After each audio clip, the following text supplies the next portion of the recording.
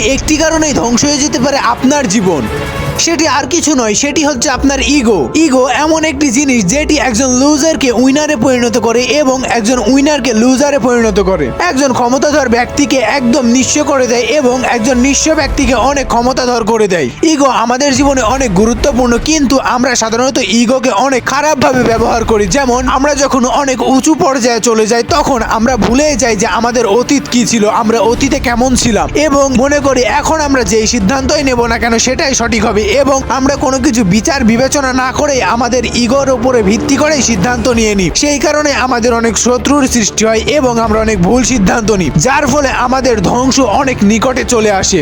So আপনাকে লক্ষ্য রাখতে হবে যেন আপনি ইগোর কারণে কোনো ভুল সিদ্ধান্ত না নেন। যখন আপনার ইগো আপনাকে কন্ট্রোল করবে তখন আপনি ধ্বংসের দিকে যাবেন, এবং যখন আপনি আপনার ইগোকে কন্ট্রোল করবেন তখন আপনি সাফল্যের আরো উঁচু পর্যায়ে চলে যাবেন।